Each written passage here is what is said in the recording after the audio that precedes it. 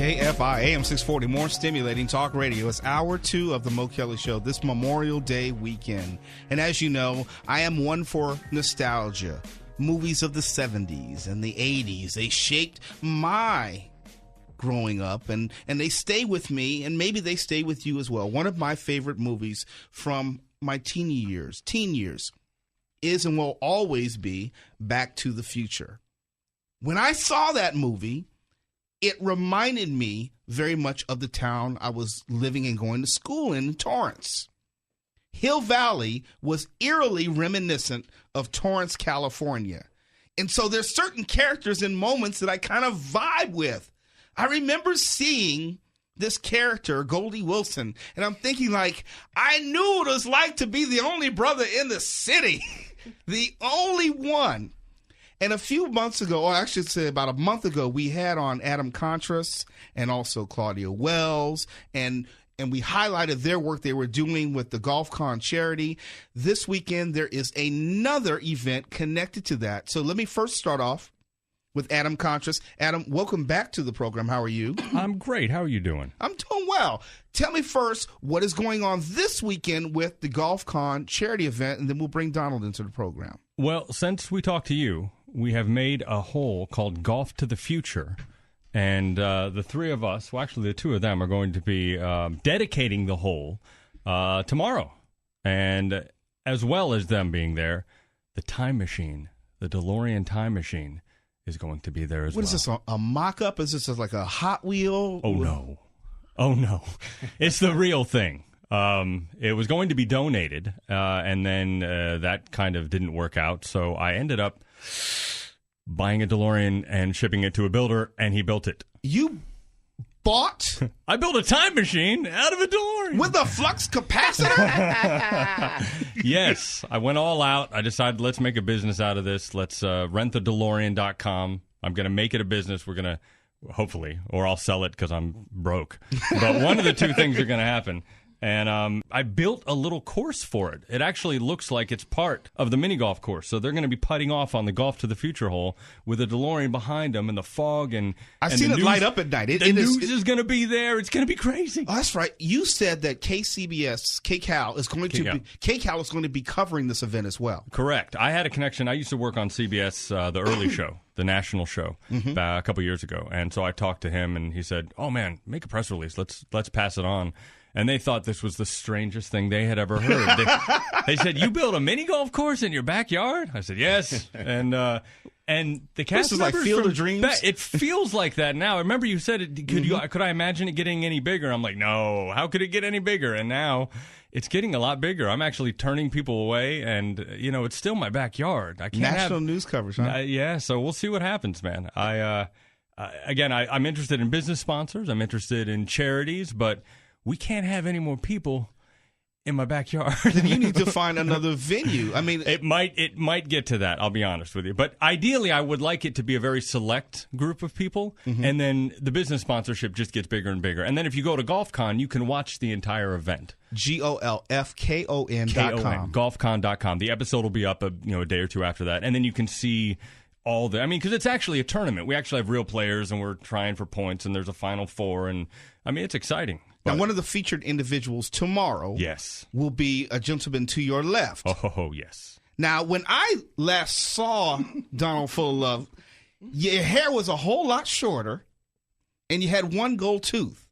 Yeah, man. That was 1985, I believe, in the movie Back to the Future, in which, now, that's actually untrue, because I've seen you in other things since then, and heard you because I know you do a lot of voiceover work, and your voice is very distinct.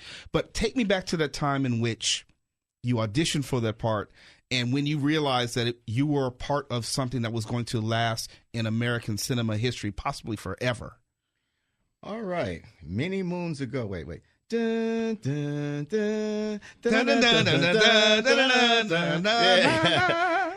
I did a movie called Scared Straight, Another Story. It was a CBS docudrama in 1980.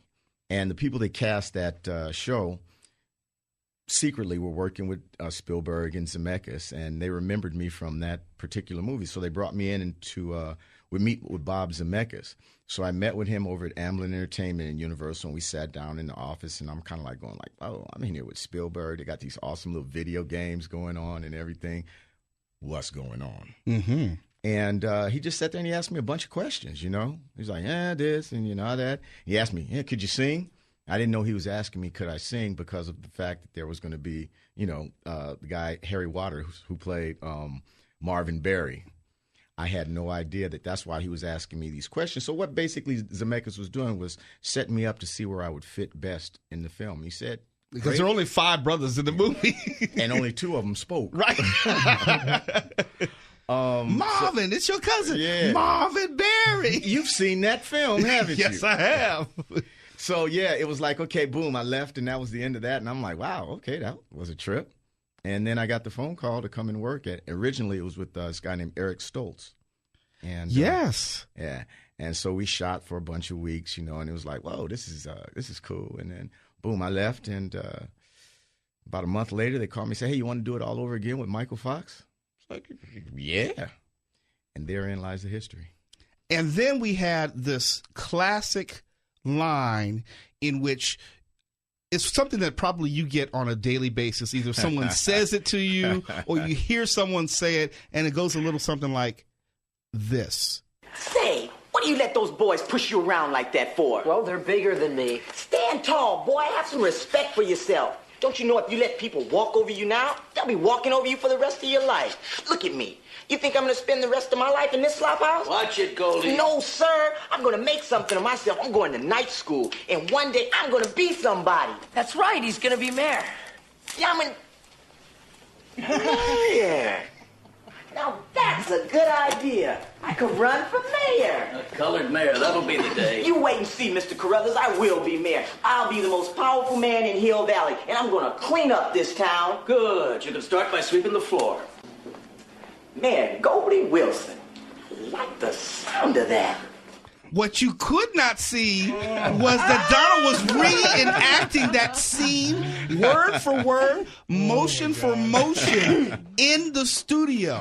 First time ever. That's awesome. First time ever.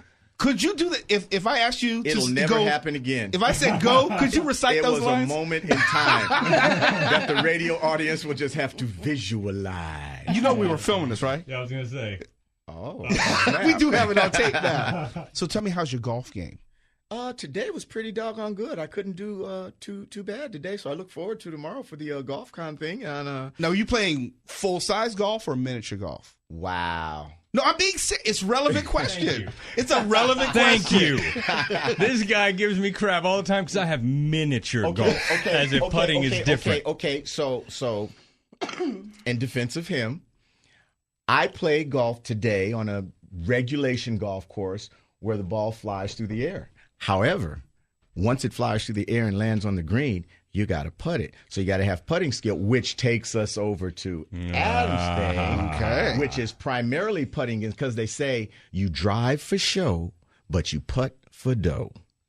I like the sound of that. I like the sound of that. Oh, God, he's got to hear that all the time, man. I'm sorry to add to that. Okay, tell me specifically how someone who is listening can be part of this event, either directly or indirectly. Well, as far as participants, we're good. Viewers, you can go to golfcon.com. All the episodes are up there. But to actually participate financially, you can sponsor a hole, and it can be as simple as $20, or it could be several hundred, whatever you want to give. And basically, you just agree to give a portion having to do with the birdies and eagles that are hit. Mm-hmm. So you say, you can tell me I want to give about this much, and I'll attribute that. So for tomorrow, we're giving $3 for every birdie. It went up because I got some more sponsors. And $10 for every eagle that's hit is going to be given to Kids in the Spotlight. And we have 2 sponsors that are going to have agreed to do that. And they write a check directly to Kids in the Spotlight. Quick refresher. Kids in the Spotlight is for kids who are... And that's when I turn it to Claudia Wells, because she knows that Claudia better than- Wells, the former back. Jennifer Parker. Yes. In Back to the Future. You are back, obviously. Tell us more about Kids in the Spotlight. Kids in the Spotlight is a charity I've been on the board of directors of since we started, and we help foster kids who are in facilities. So we bring them a 10-week course where we teach them how to write an actual script, how to come up with creative ideas from their hearts, how to work as a team, how to act, how to cast. And then at the end, we bring in a professional camera crew and craft services, and we film their story. Then the last Saturday of October, we have an Oscar-type awards ceremony party for them at the Writers Guild in Beverly Hills. And we give them awards. We screen their films. There's posters. There's DVDs. We have celebrities there to help them celebrate. And it's their turn to shine. And also, some of these short films are devastating. And it teaches them to take the gook from inside and create something with it, make something good out of it. Because none of these kids are there because of what they did. They're there because things went wrong in their families, and it's not their fault that they're stuck in this facility. A wonderful and worthy cause. So, Adam, tomorrow when people arrive, or what should they expect? What is actually going to happen? Walk me through tomorrow's day's events. Basically, from 11 to noon is going to be like a practice hour. Everybody gets there. They can work on some holes and so forth. And that's when the news crew is going to come. And they're going to get some footage of all that happening. And then at noon, when the event starts, Don and Claudia will be teeing off. And they're just going to go through the 9 holes. And everybody gets to watch and so forth. And when we get to the Golf to the Future hole, we'll just do a little dedication. I have it kind of set up so the. What does it look like? What does the Golf to the Future hole look like? It was a hole that I had before that just had 3 separate pipes, and I decided to make them the years of the movies. So you start out on the tee in 1885, and you literally golf to the future, and you try to avoid 1955 and 1985 and get to the last hole, which is 2015, and then that comes out. And actually, if you hit it the right way, it triggers a mini DeLorean that goes into this little cavern.